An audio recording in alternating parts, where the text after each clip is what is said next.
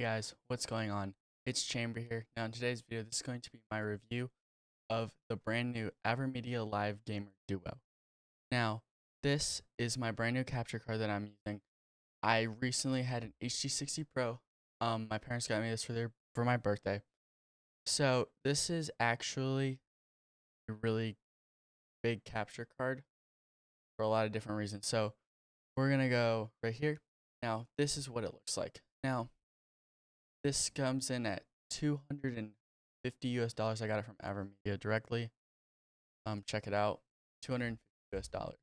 Now, I know that seems like a lot for a capture card because this one can only record in 1080p 60 FPS.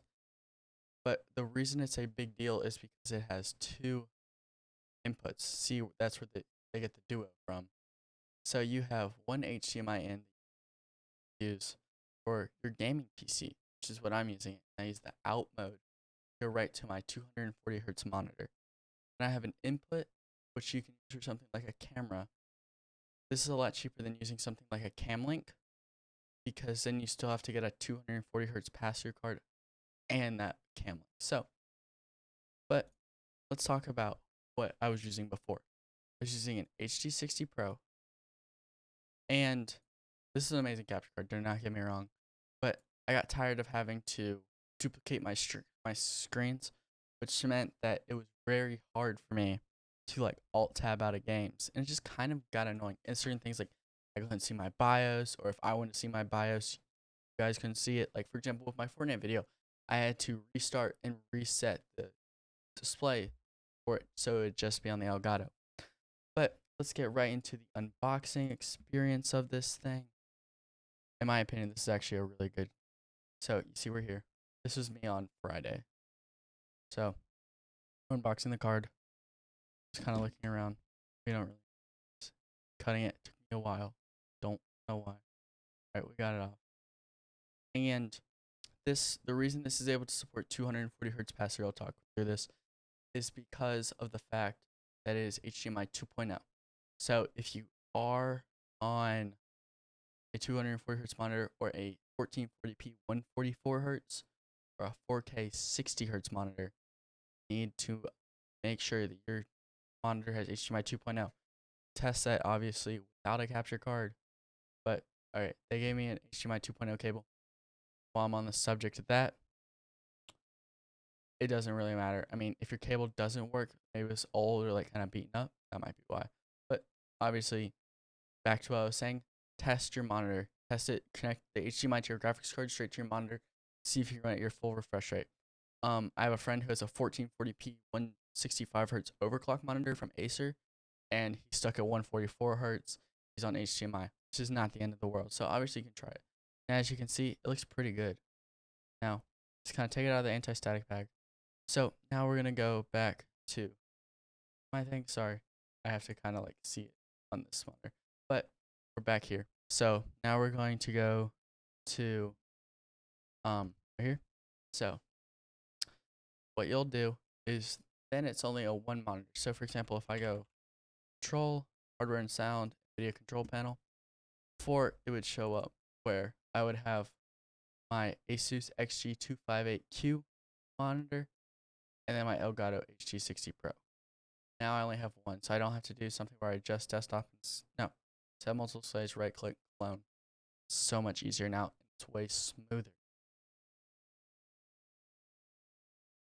But now I was thinking about it. There's a reason why it's smoother. For example, certain games such as Crunker.io and Fall Guys be, if you're duplicating your display, the lowest resolution possible. So that is basically a 60 hertz for me, because the HD60 Pro did not go past it. And this is still a very expensive capture card in my opinion. Like, it should not be that expensive. I think it should be at most 120. But if they can sell it for that, but it might just be because of quarantine and they're selling them. So, but we're just gonna go for here. And it just had to beat that. So this is a 1x connection PCIe 2.0.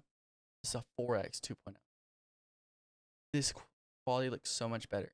Back in OBS, it would look kind of like blurry at times on OBS for what I was looking at it.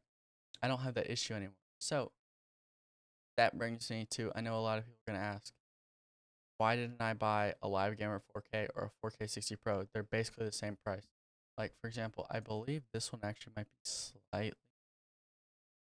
Live Game. It's $300, but so I've seen it on sale. I saw it when the Live Gamer Duo came out. It was at that 250. But I didn't want this because I want the ability to upgrade easily and sell my HD60 Pro and also save $50 so I can then I don't have to. So it was gonna save me more money in the long run when I eventually most likely sell my HD60 Pro. And then there's the 4K 60 Pro, which is literally the exact same price. This one has had many issues, and I know it has. It's had issues where it's bugs out when exclusive full screen, which is like when you check disable full screen optimizations in like Fortnite. So it makes it so that when you do it, when you go into your full screen, it's like the screen's like green, where it's like the bottom's on the top and it's like almost inverted, but not really. It's like chopped in half. It's weird. You have to reset it, which is something I didn't want to deal with. I didn't want to deal with that headache. I can buy the same thing, the same price. Well, actually, a nicer product for me. Obviously, if you're on a don't use a if you're just gonna use a webcam, or if you're like, hey, I'll just buy a cam link or something like that, or you already have a really good capture card, just go with the Live Gamer 4K. Just never go with the 4K 60 Pro because you'll most likely sell it. Just go with this later. So if you want to check out the Live Gamer Duo, I'll put it down below. Link in the description. It might be on Amazon now. It was only on AVerMedia when I got it. They might just be like, hey, they keep it right here, AVerMedia. Release it later. I have no idea. But obviously, I hope you guys did enjoy this video. There is one thing also I do want to say is make sure that I know a lot of people get um